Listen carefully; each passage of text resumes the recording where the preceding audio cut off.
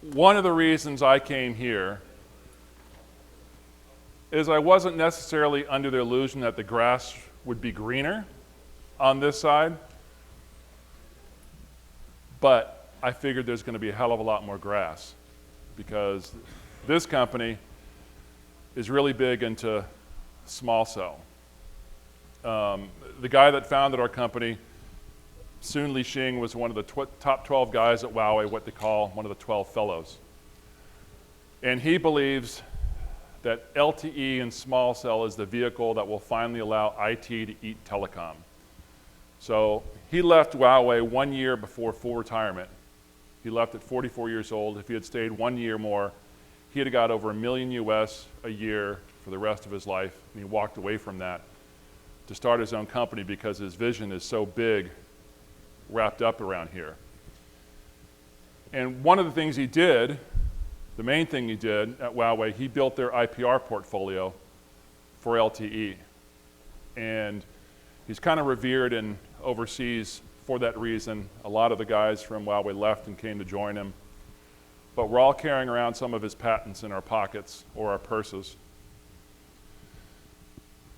So why we here in North America are focused really on, you know, the on the ground revenue with rural broadband, they've been working feverishly on small cell. And our worlds intersect in CBRS. Because one of the challenges in small cell in North America is that in the license bands, the carriers own them and you can't do anything without their approval. You can't go deploy a small cell in building using 1.9 because that's someone else's spectrum. CBRS changes that. That reality isn't true in many parts of the world. In other parts of the world, you can actually sell products in other bands, depending on power or whatever. But here in the US, CBRS will allow small cells to come into North America. Why does that matter? I'm going to give you a lot of reasons, but the very simplest reason is that there are a hell of a lot more things than there are people. Anything that can benefit from intelligence needs to be connected. Amber alert signs, parking meters, cameras, everything has got to be connected. And the only efficient way to do that sort of stuff, and that's static things that don't move, much less things that move. Only way you can connect things that move are wireless. But even then, static things, unless you want to build out infrastructure and power and all this other sort of stuff, wireless is your best route. So we've got about 250 employees total, only 10 of them are in the US. We have over 350 patents and patents pending. Most of them revolve around the LTE ecosystem, quite a bit related to small cell. It's actually an astonishing patent portfolio for a company our age and our size. And when he built that IPR portfolio, one of the things that was his responsibility is that he was chairman of a lot of the Pan-Asian standards bodies within ITU and 3GPP and these other groups that are developing LTE standards. So he got to know everyone in the scientific side of the community. That's why we're doing all these interesting things with Facebook and have a very close strategic relationship with Intel, with Qualcomm, and a number of other household names for some of the stuff they're doing on the BD front.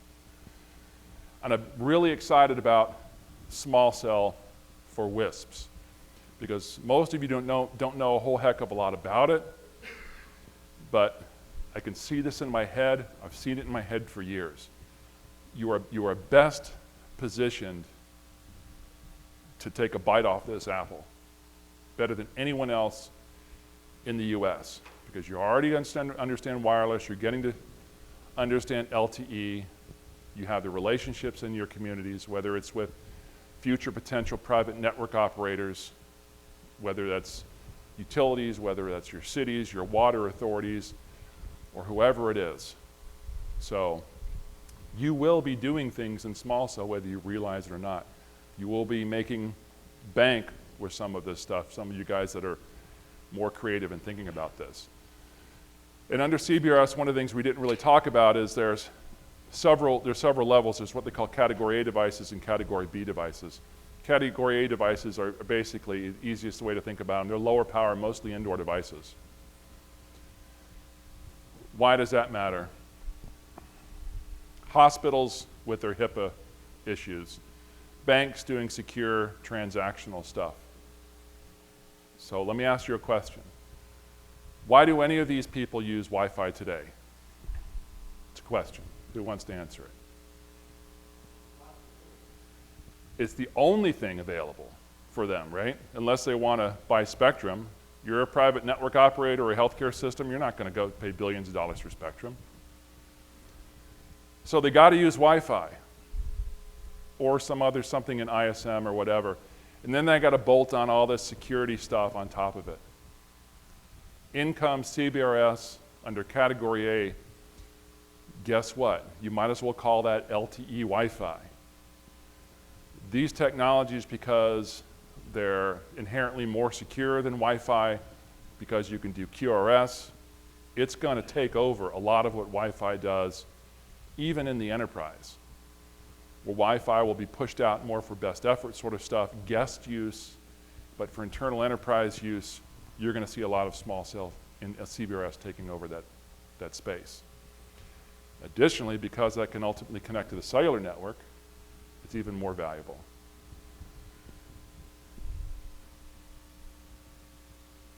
Ah, the segues are much more elegant if the advanced works.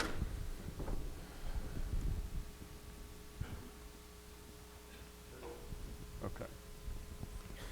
There we go. That went. Ah, I have to power it on. There we go. So what's a small cell? It's really pretty simple. And if Matt Hoppus was here, and he's the guy that went with me to China, you would recognize small cell immediately because it's everywhere over there. Basically, I'll read this. This is from the Small Cell Forum. It's a site I recommend you go to and learn about. It's an umbrella term for operator-controlled, low-power radio access nodes, including those that operate in licensed spectrum and unlicensed carrier-grade Wi-Fi, otherwise known as LTE-U, Sun Yufei. Small cells typically have a range from just a couple meters to several hundred meters. That sounds a lot like Wi-Fi in range-wise in terms of its designed use, doesn't it? And we can all understand the graphic, but keep in mind the things, you know, these could be security cameras or whatever it is. And you can see that it's, you know, residential, enterprise, indoor, outdoor, whatever. Small cell is an umbrella term. It covers a lot of stuff, right? Everything under the size cells you put in can theoretically be called a small cell. In fact, in the carrier space, they consider a 1 watt a small cell. We consider it more than macro cell, but for them, it's a small cell.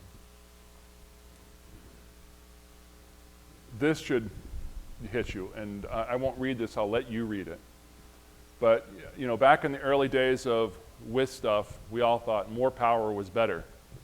Kind of like, forget that comedian where he's always like, power's good. And we all thought, oh, you know, we'll just throw YDI amps on these things and more power, yay. But, you know, as you mature, the industry matures, you learn that actually more power can sometimes work to your detriment, and sometimes lower power is better. So if you're trying to increase capacity, you only have so much spectrum, you can layer in lower power cells, reuse that spectrum without interference risk if it's well planned to your larger cells. So it's a way you can add capacity. But if you can see there, the metric shown that you can create using small cell a capacity improvement up to 1,600 times. That's an incredible statistic.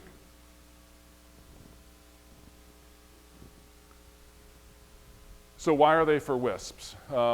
These are just some bullet points I put together quickly, and really this part of the program, it's not technical, but I'm trying to expand your mind and get you thinking about different things. CBRS, CBRS, CBRS, additional revenue models. Because there's going to be millions upon millions upon millions of small cell even the carriers don't want to build all these things out themselves. Too expensive. Think if we have a couple small cells in this building and you're AT&T and you have to build one, you have to get an agreement with the property management company. You got to bring power to that. You got to bring backhaul or whatever. So to the extent that you start building some of these technologies out in your world, for all we know, there's a chance that some of these big carriers may start working with you guys to form roaming agreements. And I was telling Gulf Coast guys outside, I would bet that within a couple of years there'll be task groups created inside Verizon and AT&T whose job will be to go around and approach WISPs, and they'll go to WISP events and try to form roaming agreements with WISP. I think that's going to happen under this ban because they just can't build all this stuff out by themselves.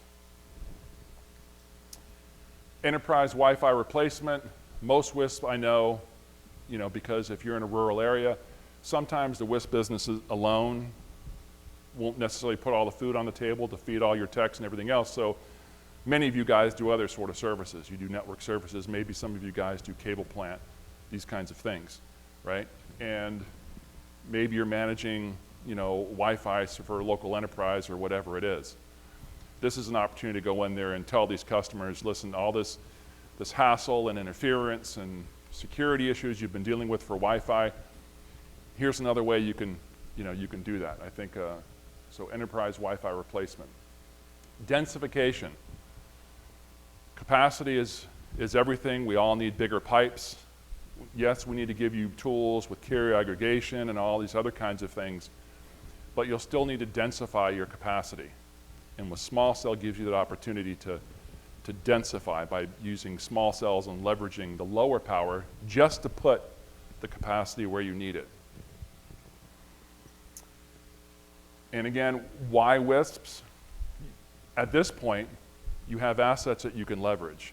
You've already got your billing structures, you've got vertical real estate, you've got functioning ISP operations, you've got a lot of stuff in place that you need, especially for potential private network operators that might want to use PALs, CBRS PALs in your area that won't have these skill sets. And most of them are going to be too small to internally develop them. So a good chance that they can leverage your services to do that. So let's talk about some of the small cells that we have. And I won't go into a whole lot of detail on some of these things. I'll go in more about theory on some of them. But I'll walk around and show some. So this is one we've convinced them basically build. The form factor might end up being a little bit changed. Really, it's up to your distributors. If we get enough interest, the distributors will order these. They can order these now. They'll have to be built. But this is a 2 by 250 milliwatt small cell. This one is actually a built-in 90-degree antenna, PoE, whatever. I'd actually like a version with end connectors and to do a little Omni or something. What's the idea with this? Well, how many of you guys use Ubiquiti or Mimosa to do microcells, even under LTE or even under your Cambium cells?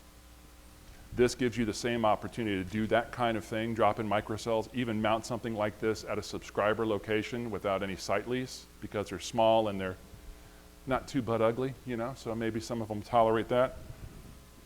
And mate that with this subscriber device, which is the indoor subscriber. We're the only ones, I think, that's certified. I think Wowie maybe just did it, a 365 indoor subscriber device. But is there anyone in here that uses these now? Okay, and share the results you're getting? I've got an EMV on our top building. One piece of my house about 200 yards, and I've got two others that are probably about 1,000. What's fine is the lag's been the firmware release, and Yeah. I've seen a lot of disconnect, reconnect, but not reboot. Yeah. But otherwise, from the lights and Yeah, and some of that stuff will certainly get ironed out. There's a guy out west who puts these in RV parks, and at the half a mile he gets like 30 megs up, or 30 megs down, 3 up. the other thing is we have a town who we just put up the fourth of our trial EMV. We have a town on about 1,200 units within probably 400 yards. Mhm. So talk about selfies. Yeah. Site is, we like to buy Yeah, that's definitely going to happen. This is a small cell. This is another. This is a 2 by 120 milliwatt. This was in Qualcomm's booth. This is one of the ones that China Mobile uses for basically indoor hole filling. Nothing super fancy. This is can be FDD or TDD. The ones that are selling now are obviously FDD overseas. You can even have some of these even with an embedded EPC actually, or they can all go back if you have a whole bunch of them. They can aggregate to what we call octanode, which is a dedicated kind of an enterprise gateway solution. This is one that's really cool. We actually don't have this guy here, and you can't see the back. But the biggest problem in, this is 2 by 50 milliwatt, the world's smallest small cell. It's called an ELF cell. And this is a commercial version of it, and that's another commercial version of it. This one doesn't have integrated PLC. That one does. Integrated power line connection. Because what's your biggest problem deploying small cell in building is bringing clean power to it and then bringing backhaul to it. With the PLC connection, you just solve both those problems. So guess what? For China Mobile and some others, we build this into exit signs. They're already in the right place inside the buildings. They've got the cleanest power in the building, and anywhere in the world you use, the exit sign is a dedicated power run.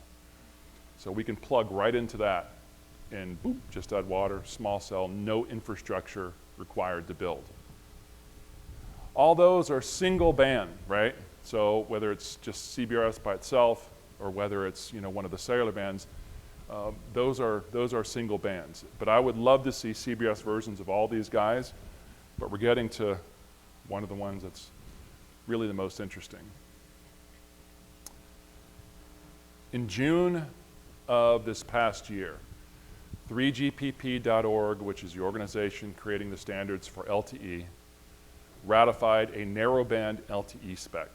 So tiny, tiny channels to connect very, very, very low power. I'm talking about low power little devices that'll last 10 years on their 10-year battery life, that kind of thing, for the Internet of Things. What's the challenge for that? Is that if you're building an Internet of Things infrastructure and you're a carrier, you're doing that off your regular cells, so you have to create ubiquitous coverage in case the IoT thing might be in that coverage.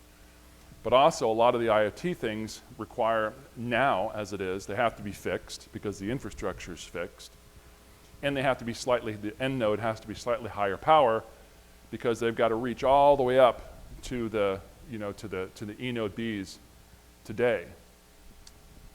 Instead, we built this little guy. So this actually has a SIM card in it. It's a CPE and an LTE base station. So this can, say, even ride on a train or a truck, connect and roam across the cellular network because it's a UE just like your phone. You drop the SIM card in it. And it can kind of carry along with it up to 10,000 you can connect up to 10,000 narrowband LTE low power Internet of Things connections using rebroadcasting in 900 megahertz narrowband LTE. So think of your utilities now and all the stuff they're trying to upgrade in LTE. A little box like this, or oil field with temporary stations and maybe their platforms move around or anything like that. There's no way any of those guys can do IoT that's really moving around. This little box allows them to do this. Intel paid us, the camera's on, crap. We were paid a lot of NRE from a certain company to build this because that certain company says that they're going to be building sub $1 IoT terminals within a year. But guess what? They have to connect to something. So they came to us to build a prototype base station. And this will be tested in a couple very interesting places in North America, coming up probably as soon as this year. One of them is very much of a household name sort of thing, because Intel wants us to create with them proof of concept networks using that box.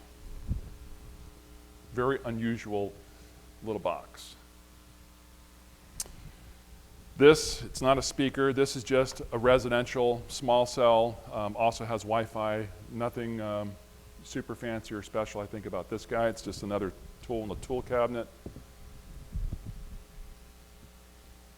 Haha, this is where it gets cool. So when I started learning about small cell, the first time was went to a Dallas show a couple months ago. And this little box was in there. And Verizon and AT&T were camped in our booth for like 3 hours apiece with like, one guy was the director of RAN strategy for AT&T and his little entourage of minions that followed him around. And they came in there and they talked about this guy because apparently this is really unique. So what this guy does, I've decided to call this a dark wireless play because we all understand what dark fiber means. The idea under kind of dark wireless is that you put infrastructure out there, and then once you have a bunch of these out there, then you say, hey, I've got this, you want to ride on this infrastructure. This box in its commercial form will have up to 4 different slots. But AT&T, T-Mobile, CBRS, Wi-Fi, or CBRS, Wi-Fi, Verizon, any combination thereof. So will the carriers play? Who knows? But meanwhile, you can drop in CBRS modules and then a Wi-Fi module, build this around in building, doing Wi-Fi replacement or whatever, and then you get the certain amount of scale, then it becomes maybe an easier argument to Mr. Carrier who says, I've got a couple thousand of these or whatever out in the enterprise, infrastructure's already there, single backhaul out, single Ethernet connection out, single power connection, up to 4 different distinct carriers, and the eNode B the EPC can even be embedded in here. Mr. Carrier, do you want to play then? We think this is going to be a really hot little product under CBRS. We know that for a fact because in Barcelona we had 2 very large household names that came in and said, we want to do some thinking about OEMing this, private labeling it for them, so they could start building out. One is a particular company that has access to over 125 million poles and in-building access all over the country and actually the world. But they don't own any spectrum. And they don't really want to be a network operator, at least not on the front end, on the back end. So they want to do kind of this dark wireless play where they deploy out all these out there and then they tell any operator or whatever, hey, we have this infrastructure, you can ride on it. Like that. So apparently this is the only thing like this in the world that'll support that many devices in a form factor that small, this neutral host model. The idea that it's neutral for one box, multiple different kinds of spectrum and carriers. You have anything you want to say on NeutroCell? Because I know you're a big fan of it too. I'm a huge fan, but that's a good start. Okay. All right.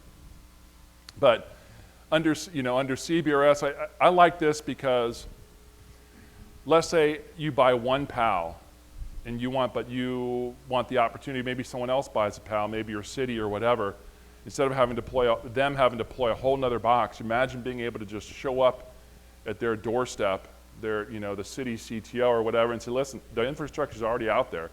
I've got open slots for you. All you got to do is drop in the slots for your PAL licenses. They didn't have to build anything. And then maybe you get to operate his network, something like that. I'll be talking, I've got a lot of interviews coming up recently, and I'll be talking a lot about this dark wireless sort of idea. This is another fun one. It's less fun in the US because the FAA and stuff, but it's this little box. In Barcelona, Intel had this box on several drones hovering around their booth for the week. This is a SkyCell. It's a lot like the Node B IoT cell. This is also its own backhaul. It's got the SIM slot, so it can backhaul to the cellular network, and then it's also its own eNode B. So this is a really interesting for. We have drone solutions that can be run up to 24 hours, tethered drone solutions. So for disasters, things like that, it's a really interesting idea. And we've got a couple companies that we sell these to, in particular in China. Police, public safety applications, they really like this kind of thing. They can go into some place in some emergency situation and, you know, have cameras on there and not have to worry about Wi-Fi and have dedicated kind of connection. And then it's just backhauled by the existing cellular network. They don't even know it. They don't even have to know you're doing it because it's just a UE, right? You just drop in a Verizon SIM or whatever. It's another interesting one. So, again, not a whole lot of content, just trying to get your mind expanded and start thinking about that. Small cell covers a massive range of different kinds of potential that you might be able to leverage. And we will be very big players in this. And I also love this because my competitors aren't doing this kind of stuff. So, questions on small cell or ideas or general kinds of questions? Does anyone have anything on that? I didn't give you any technical content, I guess just trying to get you to think about it. Yes, sir. What kind of infrastructure will be available to the roaming agreement that will quantify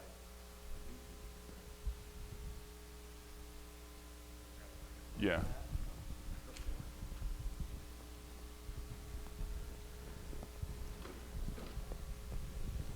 It's off. It is off. It's on now. So I'm going to recapture your question there. So you want to know basically how you can build a network so you can validate the expense of, you know, kind of all this fun stuff Patrick was talking about. So what I kind of alluded to earlier about having your own EPC opens a world of opportunity. I mean, we're all in this room right now thinking about this small piece of a pie that we're trying to, you know, to give everybody, you know, as far as fixed wireless broadband, rural broadband, which is, you know, most dear and dear to my heart. I definitely have a soft spot for it. But when you really take some time and think about, you know, what LTE can really do when you leverage all of the assets that are available to you, and what's really available is what's on this table here, and a bunch of stuff that, you know, Patrick's talking about some really cool stuff, and I can, you know, tell you with utmost confidence there's way cooler stuff that we haven't even shared with you yet. That'll be for some future roadshow. You really want to think about how you build your networks. Use, you know, the term carrier grade has certainly been a overused term. I think we all can probably agree to that. We started seeing, I think the perfect example was Tough Cable Carrier. If any remember the first version of that. We won't talk about much about that, but it's an overused term nonetheless. Is kind of what I'm getting at. And really take some thought and some consideration into how you want to manage your network. Do you want to be on call 24/7? No, nobody does, but we also have a budget to keep. So consider that when you're building your network, but build your backhauls, you know, try to build them to the nines, you know, do the best you can, you know, take that in consideration, because when you're building a network to be ready for IoT or for carrier sublease or spectrum, they're going to ask you these same questions, and you don't want to have to go out there and reinvent the wheel, rebuild, Or you can stand there. and reconsider how your network infrastructure is out there. Have good backhaul in place, keep your jitter low. You know, think about that stuff. Don't oversubscribe your links too much. I had the luxury of having some good investors, so I didn't let anything get beyond 50% utilization before I start talking upgrade. But not everybody has that luxury. I know I am back in, you know, WISP version 1 that I built. I was, you know, shoestring budget. I was doing everything I could. It's a 100 meg link. Well, we're going to get that baby to 98 before we talk about upgrading it. And sometimes we wait a little too long.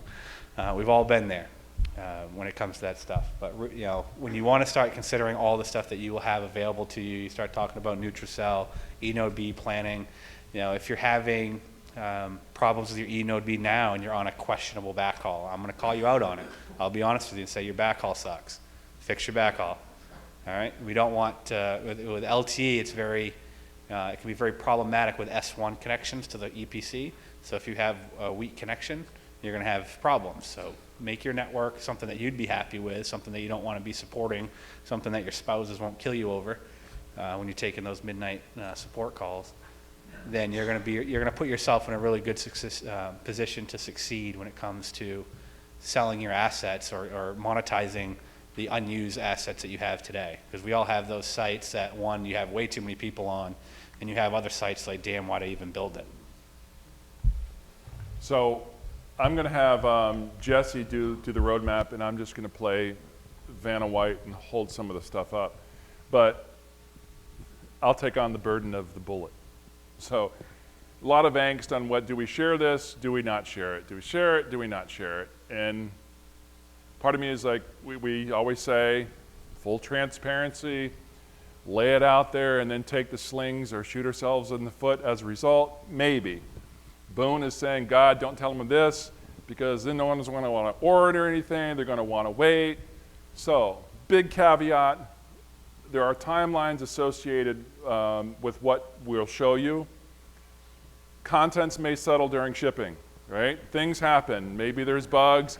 More resources need to be moved over here to, to button up something else. Or guess what? Maybe some giant customer in small cell comes up and says, oh, make me an octagon version of this thing with 28 slots. And they're like, we'll give you $10 billion. So guess what? I'm moving people over to do that, whatever. So things could shift. But I also wanted to get you excited to some cool stuff that's coming down the pike. Think about this, really we're only about 4 months into really the commercial kind of sales of our products. And there'll be many of you who would argue, Brian being one, maybe Casey another, who would say, I still consider it beta because it's missing this and that, or I'm still not completely happy with it, which we all understand. But just that, even this new into it, we got a whole bunch of other stuff really soon down the pike. Most of these are a direct result of your feedback. Like for example, you're going to see the new 1 watt form factor here. Everything about that box, from the lower power draw, from the relocation of the ports, to the SFP, to how the connection of the Ethernet, the mounting, every one of those changes is a direct result of your feedback. So, I don't just talk the talk of being WISP responsive. We are walking that crap down, every step we take. And I wanted to be able to kind of demonstrate that and show some of that stuff. So, caveats as they are, and I'll still interject a lot, I'm sure. Yeah. Thank you.